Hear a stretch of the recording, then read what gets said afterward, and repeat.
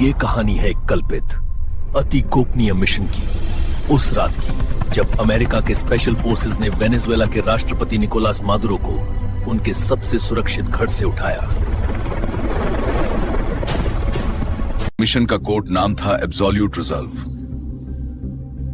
योजना बनाई गई 4 महीने पहले। पहला चरण था युद्ध क्षेत्र को तैयार करना, हमले के लिए माहौल बनाने का काम।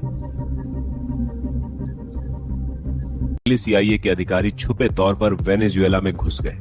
उन्होंने मादुरो के हर कदम पर नजर रखी, उनकी डेली दस्तावेज बनाकर उनकी मुख्य लोकेशन फोर्ट ट्यूना पर ठहराई, एक विशाल सैनिक परिसर। अमेरिका के साइबर कमांड ने डिजिटल बुनियाद डाल दी। उन्होंने वेनेजुएला की बिजली की पूरी प्रणाली में मालवेयर गूंथ दिया।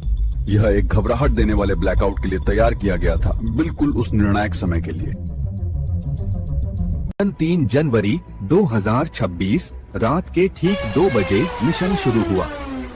पहला कदम काराकस पर एक साथ कई जगहों से तेज निशाने वाले मिसाइल हमले।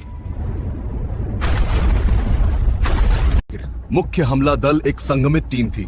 डेल्टा फोर्स के ऑपरेटर्स और FBI की एलीट हॉस्टेज रेस्क्यू टीम, सबने USS UEMA नाम की एक नेवी जहाज से अपना काम शुरू किया। मिनट के करीब लेजर पोजीशन गाड़ियों में एक स्टॉकर्स बनाया गया है। जब मैं 160 सोर यानी नाइट स्टॉकर्स के थे, वो रडार से बचने के लिए जमीन के करीब 10 मील अंदर फोर्ट ट्यूना की तरफ तेजी से बढ़े। वही फोर्ट ट्यूना एक अटल किला था। मजबूत दरवाजे, मशीन गन बंकर, सुरक्षा मीनारे और 5000 चुने हुए सेना के जवान। हेलीकॉप्टर पर गोलाबारी हुई, लेकिन वो आगे बढ़े। उनका मिशन बहुत जरूरी था।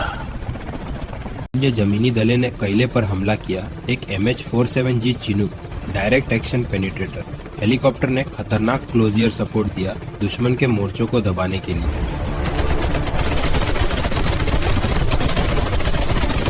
डेल्टा ने मादुरो के पैनिक रूम का पता लगा लिया।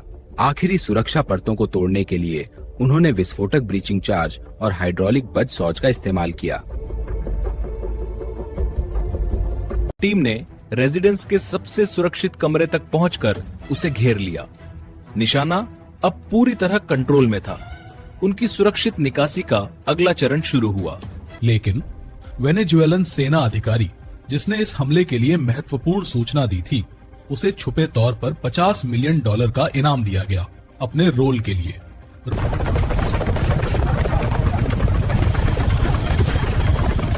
लक्ष्य बिल्कुल स्पष्ट था, निशाने को जिंदा पकड़ना ताकि उस पर हत्या का आरोप न लगाया जा सके। वापसी को ढकाने के लिए अमेरिका ने एक विशाल एक साथ हवाई अभियान शुरू किया। 150 से ज्यादा विमान एक साथ आसमान में छा गए, विचलित करने और पूरे आकाश पर कब्जा जमाने के लिए।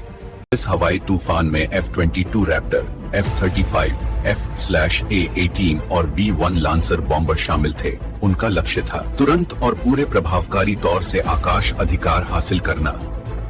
वह एक प्रमुख केंद्र सीधी था, यानी दुश्मन के वायु रक्षा व्यवस्थाओं का दमन। एंटी रेडिएशन मिसाइलें लंबी दूरी तय कर S-300 मिसाइल लॉन्चरों को निशाना बनाती और उन्हें तबाह कर देती। वेनेजुएला के प्रमुख हवाई अड्डे को शुरुआती हमलों में ही ध्वस्त कर दिया गया। इससे मादुरो की हवाई फौज अपने जेट्स उठाकर भागते हुए हेलीकॉप्टर्स का पीछा करने से रोक गई। विरोध इतना असफल क्यों रहा? पहला कारण, अमेरिका की अति शक्तिशाली अद्भुत युद्ध तकनीक और ताकत, जो स्थानीय सैनिकों की पहुंच से बहुत आगे थी। दूसरा कारण, मादुरो की गहरी अलोकप्रियता, जो आर्थिक बर्बादी और दबाव की वजह से थी। कई वेनेजुएलन सैनिकों में उनके लिए लड़ने की इच्छा बहुत कम थी। आंतरिक धोखा एक अन्य सिद्धांत है।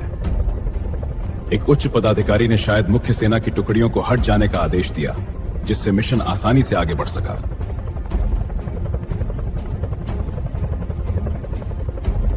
अर्थात समझौता बाहर निकास। स्रोत इस बात की ओर इशारा करते हैं कि यह एक पहले से तय किए गए समझौते का हिस्सा था, जिसका संकेत 2 लाभार्थियों के निश्चित निकलने से मिलता है। तकनीकी तौर पर वेनेजुएला के हजारों इग्ला मैनपैड्स को एडवांस्ड हेलीकॉप्टर काउंटरमेजर ने निष्क्रिय कर दिया। ये तरीके आने वाले मिसाइल को अंधा और उलझा देते हैं। पर नतीजे के तौर पर अमेरिका के नेतृत्व ने घोषणा की कि वो वेनेजुएला पर तब तक शासन करेंगे जब तक समाप्ति ना हो। एक नेवल ब्लॉकेड का इस्तेमाल करते हुए तेल के व्यापार पर नियंत्रण करने के लिए। कारक्स में इंटरिम राष्ट्रपति रोड्रिगेज ने शपथ ली। पर्दे के पीछे कहा जाता है कि वे देश को स्थिर करने के लिए अमेरिका के अधिकारियों के साथ सहयोग कर रहे थे। वेनेजुएला की जनता की प्रतिक्रिया गहरी तौर पर विभाजित थी। एक तरफ सड़कों पर खुशी के दृश्य तो दूसरी तरफ अमेरिकी साम्राज्यवाद के खिलाफ गुस्से और विरोध के प्रदर्शन। आखिर कई नागरिक तकलीफ से थके हुए बस ये आशा व्यक्त किया कि ये नाटकीय घटना आखिरकार आर्थिक सुधार और पुनरुत्थान का कारण बनेगी। खर के मिशन की वैधता पर शंका के घेरे में आ गई। यह बिना कांग्रेस की युद्ध घोषणा या बल के प्रयोग की अनुमति के किया गया था। अमेरिका के secretary of state Marco Rubio ने कानूनी आधार बताया।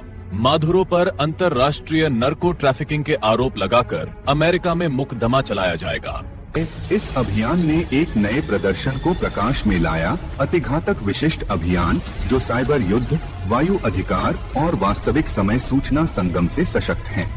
ऑपरेशन एब्सोल्यूट रिजल्व भी एक काल्पनिक परिस्थिति ही है, एक विस्तृत दृष्टिकोण की प्रक्रिया कि आधुनिक सेना बल एक शासन के शिरश्छेदन कैसे करता। तो ये एक कैसे एक काल्पनिक परिस्थिति ही है।